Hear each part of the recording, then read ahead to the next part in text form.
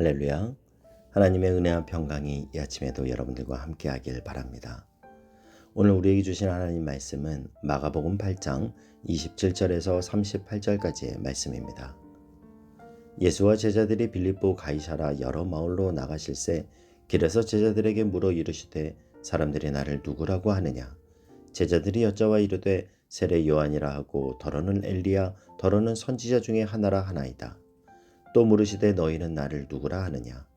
베드로가 대답하여 이르되 주는 그리스도시니이다 하매 이에 자기의 일을 아무에게도 말하지 말라 경고하시고 인자가 많은 고난을 받고 장로들과 대제사장들과 서기관들에게 버림받아 죽임을 당하고 사흘 만에 살아나야 할 것을 비로소 그들에게 가르치시되 드러내놓고 이 말씀을 하시니 베드로가 예수를 붙들고 항변하매 예수께서 돌이키사 제자들을 보시며 베드로를 꾸짖어 이르시되 사탄아 내 뒤로 물러가라.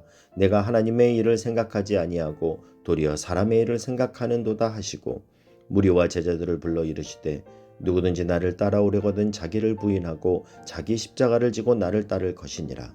누구든지 자기 목숨을 구원하고자 하면 잃을 것이요 누구든지 나와 복음을 위하여 자기 목숨을 잃으면 구원하리라. 사람이 만일 온 천하를 얻고도 자기 목숨을 잃으면 무엇이 유익하리요. 사람이 무엇을 주고 자기 목숨과 바꾸겠느냐. 누구든지 이 음란하고 죄 많은 세대에서 나와 내 말을 부끄러워하면 인자도 아버지의 영광으로 거룩한 천사들과 함께 올 때에 그 사람을 부끄러워하리라. 아멘. 오늘부터 우리가 마가복음을 통해 십자가로 향하신 예수님의 행적을 따라 말씀을 나누려고 합니다. 저는 이번 사순절이 저와 여러분에게 십자가의 의미와 십자가 안에서 이루어진 그 놀라운 은총을 다시금 우리의 심령 깊은 곳에 새겨지는 그 은혜가 있기를 소원합니다. 바라기는 하나님이 우리를 매일 아침마다 그리스도의 십자가 앞으로 인도해 주시길 주님의 이름으로 축복합니다. 오늘 우리가 읽은 본문은 시기적으로 3년에 걸친 예수님의 공생애가 마무리에 돌입하는 예수님의 공생의 마지막 시점입니다.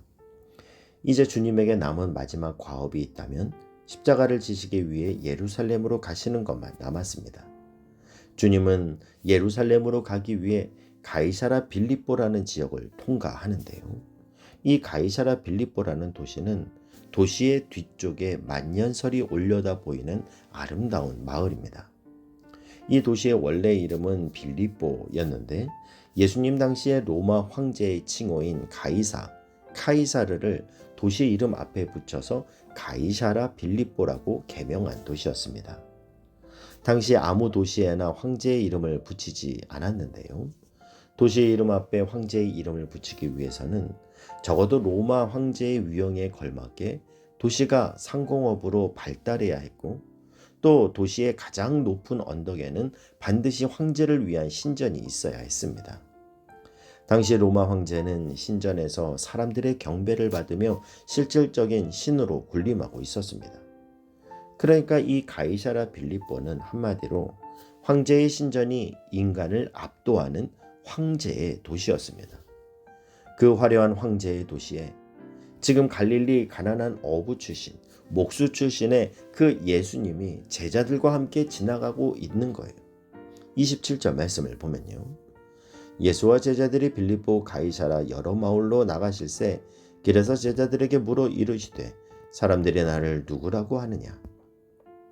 우리는 오늘 본문에서 예수님이 이 질문을 어디에서 하셨는가를 기억해야 합니다.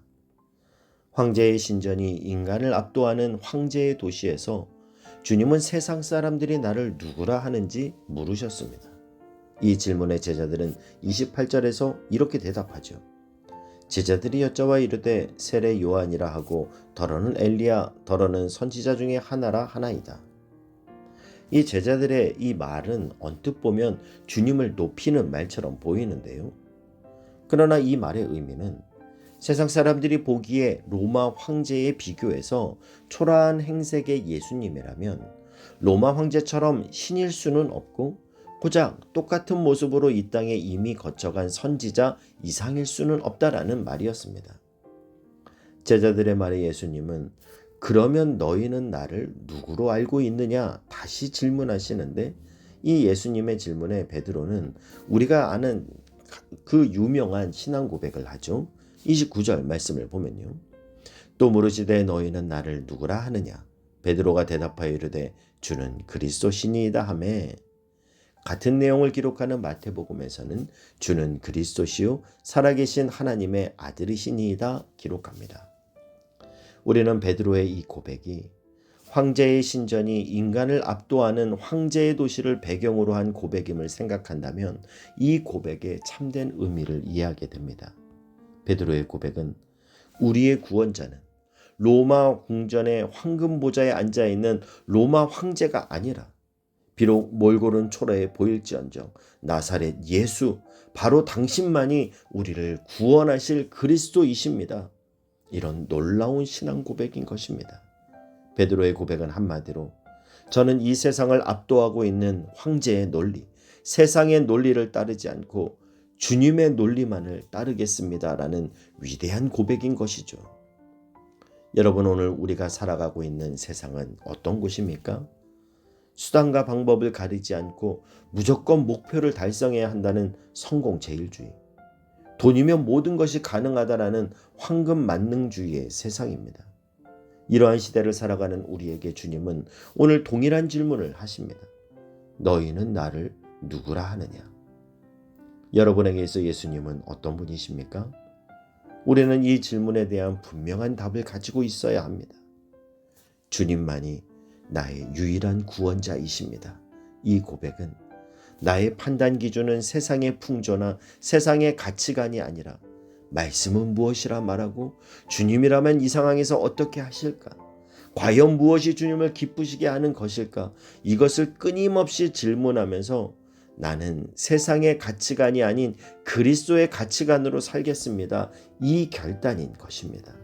오늘 이 아침 주님의 질문 앞에 여러분의 믿음의 고백을 잠잠히 드릴 수 있길 주님의 이름으로 축복합니다. 베드로의 이 고백을 들으신 예수님은 비로소 자신이 십자가에서 죽으시고 부활하실 것을 제자들에게 말씀해 주시는데요. 31절 32절 말씀을 보면요.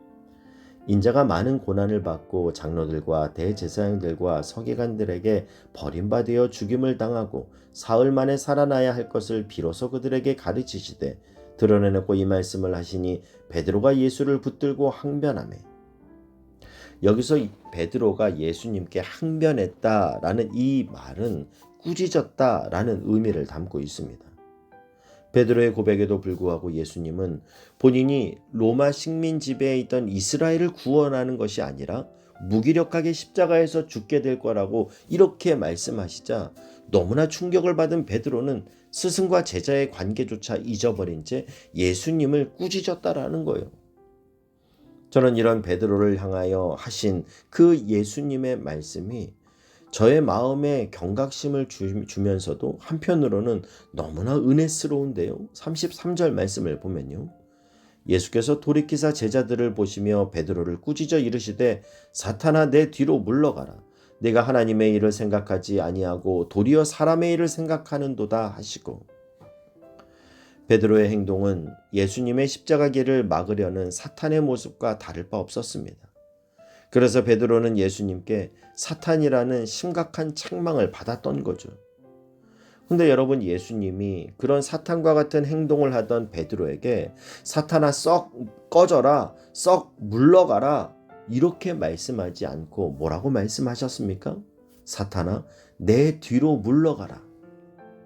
주님의 이 말씀은 베드로야, 네가 지금은 구원의 역사를 이해하지 못하고 연약한 소리를 하고 있지만, 그래서 책망을 받고 있지만 너는 내 뒤로 물러나 있어라.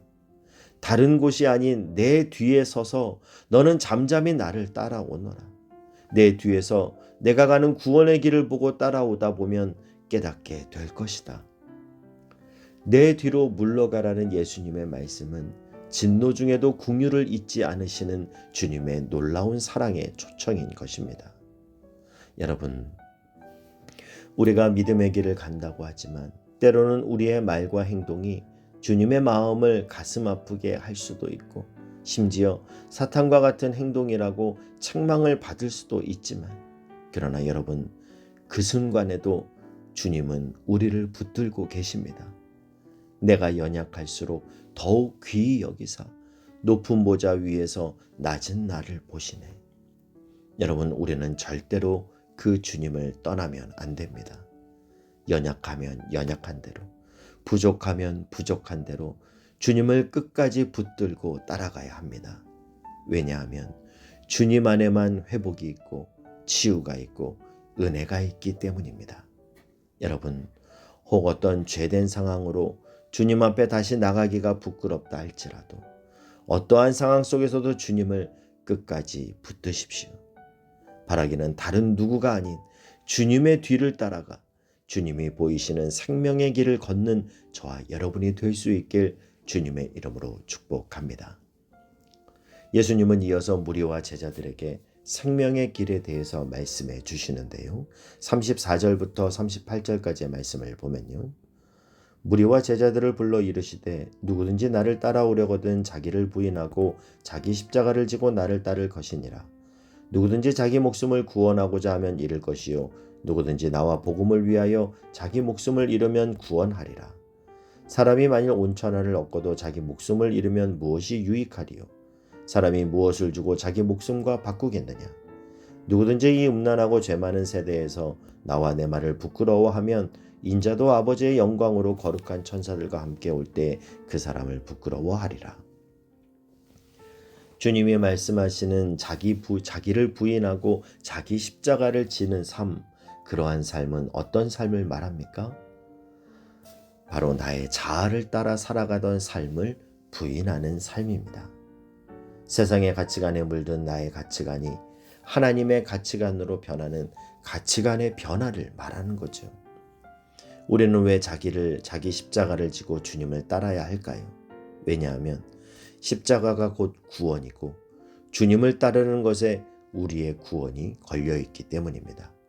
그래서 예수님은 이 말씀에서 목숨이라는 단어와 구원이라는 단어를 같이 사용하고 계시는 겁니다. 우리가 십자가에 담겨있는 구원을 바라볼 수 있을 때 우리는 나에게 주어진 오늘의 이 십자가를 지는 삶을 살게 됩니다. 그리스도인은 내 앞에 십자가만 보며 괴로워하는 자가 아니라 그 십자가 안에 내포된 구원의 면류관을 바라보는 자인 줄 믿습니다. 지금 여러분 앞에 주어진 십자가는 무엇입니까? 내가 먼저 희생하고 내가 먼저 낮아지고 내가 먼저 죽어져야 될 십자가는 무엇입니까? 그 고통의 십자가만 바라보는 것이 아니라 그 너머의 영광을 바라볼 수 있는 영안이 열려지시기를 바랍니다. 십자가는 죽음을 의미하지만 역설적으로 우리는 그 십자가를 통해서만 생명을 얻게 되는 줄 믿습니다. 이 아침 주님이 주시는 말씀을 마음에 잘 구비해서 지금까지 내가 걸어갔던 넓은 길, 세상의 길, 십자가 안 지려고 발버둥 치던 길에서 돌아서서 주님이 말씀하시는 자기를 부인하는 길, 하나님의 가치관의 길을 가실 수 있기를 바랍니다. 마태복음 11장 29절은 말씀합니다. 나는 마음이 온유하고 겸손하니 나의 멍에를 메고 내게 배우라. 그리하면 너희 마음이 쉼을 얻으리니 이는 내 멍에는 쉽고 내 짐은 가벼움이라 하시니라. 십자가의 길이 고통의 길인 것 같고 내 눈에는 그것이 손해보는 것 같은데 주님이 함께 져주시며 가는 길이기에 그 십자가의 길은 결국은 이기는 길이요 승리의 길이요 가벼운 길임을 확신하며 오늘도 그 생명의 길을 걸어가는 저와 여러분이 될 수 있길 주님의 이름으로 축복합니다. 기도하겠습니다. 사랑하는 하나님, 오늘 우리의 삶의 한복판에서도 주는 그리스도시요 살아계신 하나님의 아들이십니다. 이 고백이 주님 귓가에 그리고 세상을 향해 들려지고 선포되게 하여 주시옵소서.